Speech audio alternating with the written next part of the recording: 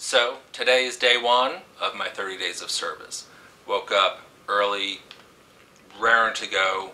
Was going to go help plant some trees in the Angeles National Forest, and checked my email and got a notification that today's service project was canceled due to inclement weather. We had a really bad rainstorm last night here in the LA Basin. Well, apparently up in the Angeles National Forest where we were headed, they got snow. Kind of tricky to plant trees in the snow, so it got canceled. Plus they were having high winds today, which would not have been conducive. So that meant on my day one of service, I no longer had a service project to do.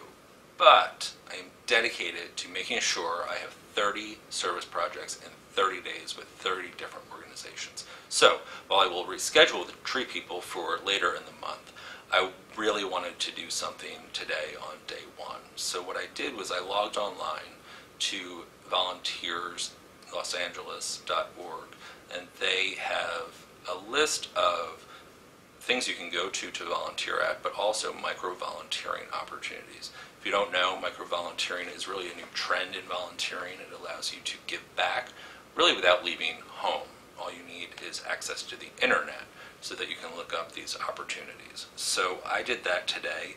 Volunteer Los Angeles is a great organization. Clearly they're just here in LA, but their search engine is powered by something called sparked.com, so you can always look at that for some of these opportunities near you. Actually, they don't even have to be near you. You can do them from anywhere for anyone. So I looked through. There were quite a few things that I would have been comfortable doing, giving some ideas on marketing, giving some insights on plans, and then some things I could not have done, such as graphic design and web development. And then I saw there was a teacher from New York asking for videos of people reading The Cat in the Hat by Dr. Seuss. Well, I'm a fan of Dr. Seuss and a big fan of The Cat in the Hat. So I said, well, I think I can do that, and it's going to help some kids. So what's interesting, one, about this teacher is that her students are autistic, and apparently when they're reading books, they like to have some type of a visual aid to go along with the reading beyond just the pictures in the book. So they love to have videos that show different people reading in different styles and things like that. So I decided I would do that. And what's really interesting is this copy of The Cat in the Hat is my copy from when I was a child, and this has been at my mother's house since I was a child until this past Christmas, when I went through a bunch of boxes and decided I didn't want most of them, but this one has such special memories and meaning to me that I wanted to be sure I kept this, so I added it to my home library, not really ever thinking it would come in handy for a service project. And lo and behold, I got to sit here today and read this.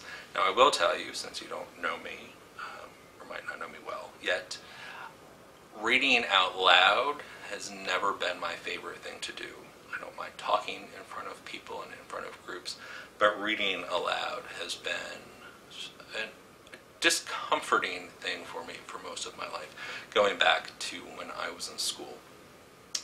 Not quite sure why, but so for me to do this was certainly a stretch. I don't mind reading to kids one-on-one. I have nieces and nephews and things like that, and I've read in front of small classrooms before, but knowing that this would end up going on this website as well as being used in the classroom by this teacher, and who knows where else it'll end up, is a little nerve-wracking for me. So when you check it out, I hope you think I did an okay job with my interpretation and reading of this fantastic book by Dr. Seuss.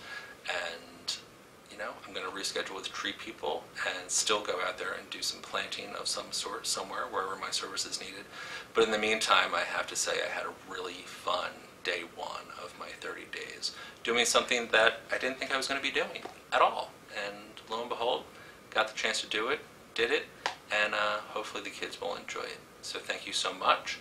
Tune in tomorrow and see how day two goes. Hopefully no more inclement weather.